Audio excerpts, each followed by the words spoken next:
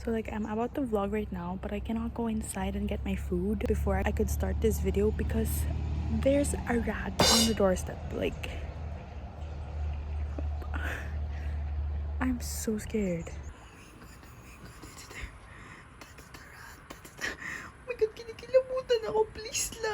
My sisters are the worst. I'm calling them and they don't want to pick up, and then like they're just laughing at me like, girl, open the door, I want to go inside and get my food and start this vlog already. But this rat, I'm scared, and like I'm making a movement because it might move and it might go to me and oh my god.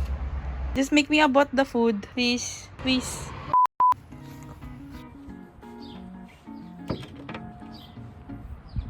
Hey everyone, so for today's video, I will be sharing my high school journey with y'all because 4 years ago or 3 years ago, I did a freshman year type of video wherein I shared you guys my freshman journey, and I thought why not do like, I wanted to do like a senior version of that, but life happened, so I'm like, let me just share my whole high school journey with you guys.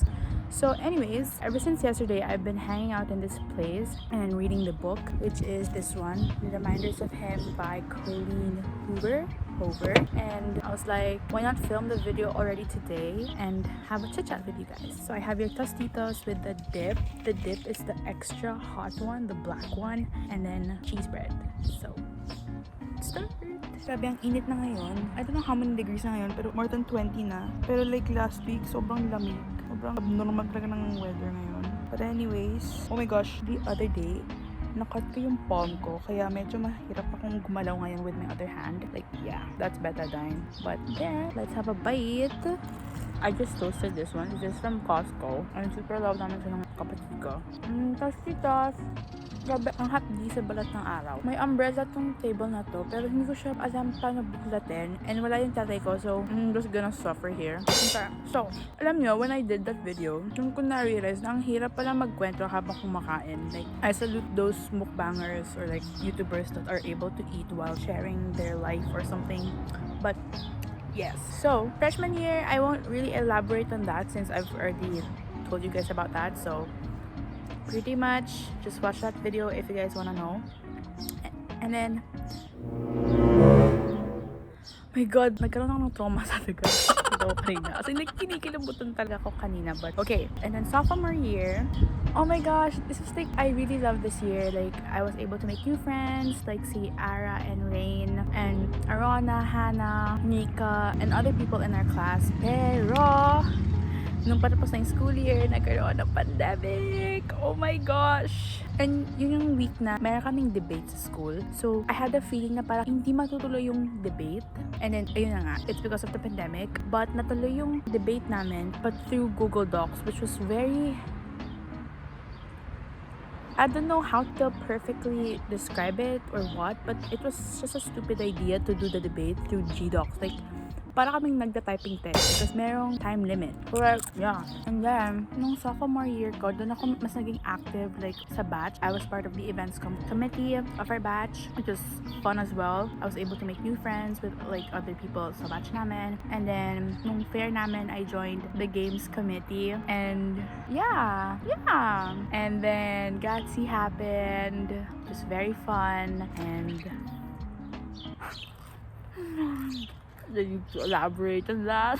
But yeah, ever since the pandemic, we've been in the house and I started my fitness journey. I started to lose weight and be physically active. But that's not the point of this video. This is for high school. So there. And then junior year came. Junior year, this is when like prom would happen usually. And that's why pala hindi ko ma-vision yung sarili ko na magpo-prom kasi hindi talaga siya mangyayari because of the pandemic. Pero ayun, first year of like online distance learning, and honestly, I don't know how to feel about it. Like, there's like pros and cons about it, but I don't know. Yes, may take away yung pandemic, like our ability to physically socialize and interact with like our batchmates and classmates in like a face-to-face setup. But like through social medias and online and like Messenger, we were able to interact slight, but like not to the extent that you can make friends unlike pag face-to-face. So yun, ano pa ba? Meron kaming gassy shirt for junior year. And oh my gosh, ang laki niya sa akin. Pero cute siya. But like, it's big. So parang hindi ko siya ma-appreciate masyado. Kasi nagkaroon ako ng trust issue sa size charts ng mga gassy shirts namin. That's why I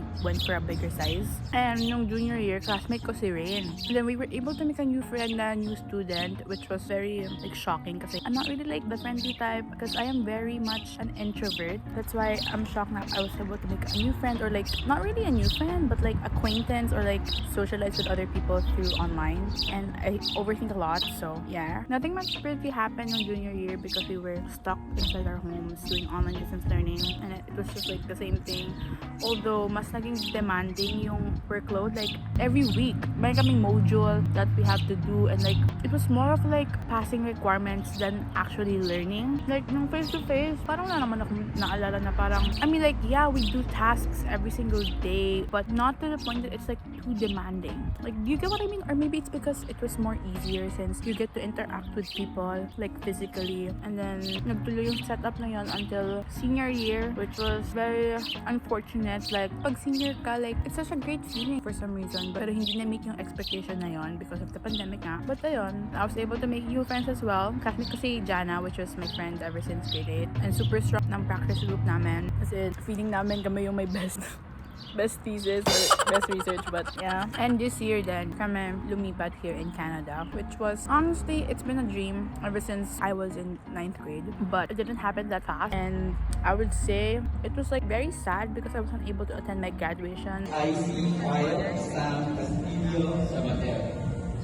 And Miriam, although for the past 4 months ata akong nag-schooling for like 2 schools. Girl, ang hirap. And this year ko rin na-experience yung ina-anxiety ako. I really don't like that word. I just feel like that the doctor should be the one that would tell me that I'm experiencing anxiety or something like that, because I feel like it's something that should not be self-diagnosed. But that's simply not what I'm doing right now. It's just that it's like the perfect word to describe what I was feeling during the first semester of my senior year. I don't know why, but I was just like overthinking everything, and I just felt so numb. Like, swear I would experience anxiety attacks. Like, I searched it kasi like yung mga symptoms niya. And then yung parang hot flushes, tapos yung lalamigin ka out of the sudden, tapos yung rapid heartbeat, tapos oh my gosh, it was like the most babang time of my life talaga. And then it came to the point na I cried one time, like super nilabas ko na lahat. And then that time kaya ko siya nalabas din because my partner and I were doing our lab report for physics, pero yung sa Excel hindi lumalabas yung supposed outcome, and I was just so scared na baka bumaksa kami or something. So ayun, nag-pile up na yung stress and everything, and then I just broke down. And then I think that was the first time my mom saw me break down, and then she was like, just pray, and then but I have a faith in God, okay, but it was just not, hindi yun yung gusto kong marinig. It's not something that I wanted that could parang soothe what I was feeling that time. I think I just needed someone that could understand what I was feeling. And then that one person is my best friend talaga. Like, I was chatting her that time because if mag-busy kami, I don't think I can even talk. And then she was like, I completely understand you and like that, because she went through the same thing when we were in freshman. And I didn't know, which I was like, in the back of my head, parang I wish I knew so that I would be able to at least parang madamayan siya sa what she was experiencing. But yeah, and then that's when I come to realize na parang all this time that I felt and I thought like no one would understand what I was feeling was totally mali.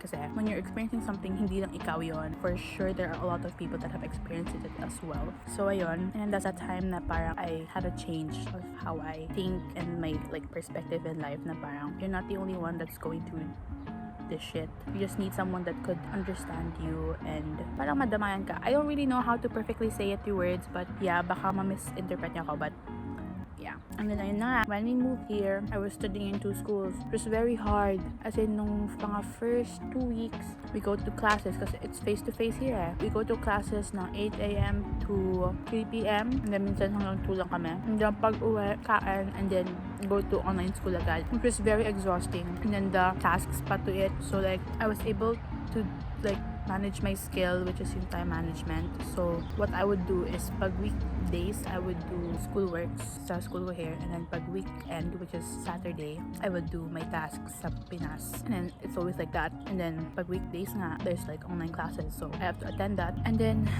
ayun, and I was so tired, like it was exhausting, and I cannot really like enjoy my stay here in Canada because I was always at home studying and I just needed like help. So I emailed my school in the PH if I can just not attend online classes kasi it's so hard talaga, swear. I cannot enjoy my social life here, and like when we moved here, it was so hard for me to interact and socialize with other people kahit Pinoy mismo. I don't know kasi I keep on overthinking na parang maybe they don't really like me and all. It was just like all in my head. So ayun na nga, I asked if we can have that like sort of consideration due to our situation, and then they agreed naman, and then it kind of lightened up the situation that I was in, but not really, but it did help. And I was like hoping na sana makauwi ako for my grad because I really like to go home na, just to get a glimpse and have like a better closure sa Pinas because I didn't get to have that kasi hindi pa pwedeng lumabas nung time na bago kami umalis, so I didn't really get to hang out with my friends more and all. Like one hangout lang, which was the surprise, and then yun na yun, and I want to hang out with them pa, but life is life. Ano na yun, I was sad na hindi ako nakauwi. As in, may some time talaga na nag-break down ako because of that. Gusto ko talaga umuwi, but I didn't wanna be like unfair to my sisters that also wants to go home because if uuwi ako lang. And parang ang unfair naman yun sa part nila, but yeah. And then I graduated here in Spectrum. Also, my schooling here, I was able to meet friends as well with different nationalities, which was very shocking. Like, noon, parang, diba, in the Philippines, parang people would make fun of people speaking in English, and then here, I'm doing it, which was very like, wow. Ayun, so I was able to make friends, which is si Karishma and si Isha, they're best friends. I met Karishma kasi sa chemistry, and she's very nice and friendly talaga. And I was able to meet like other people from Germany and Japan and Vietnam, so and you know what, I have a pre-cal na subject. Girl, halos lahat na pag-aralan na namin. Actually, yeah, napag-aralan na namin lahat sa Pinas. Like, for example, synthetic division, I learned that when I was in 8th grade. And trigonometry, I remember we learned that nung grade 11, pero hindi ko siya sineryoso. So, I didn't know how I was able to pass that, but yeah. So, yun, that's my high school journey. I think may nakakalimutan pa akong ikwento, but ewan ko, wala akong ginawang kodigo for this video. So, it's just like whatever pops in my mind, and baka may mga nasabi akong hindi maganda or something, or baka ma-misinterpret nyo. So, I'm not really good at expressing my feelings like verbally, so hope you guys understand that, and I'm very open of you guys educating me, okay? So, there. So, hindi ko pa tapos yung food ko, but I will finish this, and then nagbabasa na rin ako ng libro kasi, girl, 3 libro na yung nabibili ko by Colleen Hoover, pero hindi ko pa rin tapos ng unang libro na nabili ko, just from Indigo. This is the reminders of him. So, yeah, I hope you guys like this video. Make sure to give it a big thumbs up and subscribe to my channel if you're not already, and I'll see you guys next time. Bye! So, tapos na po ako mag-vlog, pero pabalik na ako, pero may taga pa din. Lord, paano naman ako makakapasok nito?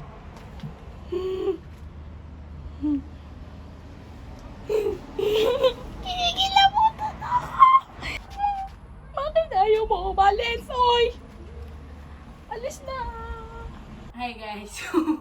Ayaw ko papasukin na kapatid ko, kaya mag-window na lang ako. Kasi say hi. Hi! Ano ba yan? Iko. I'm home now.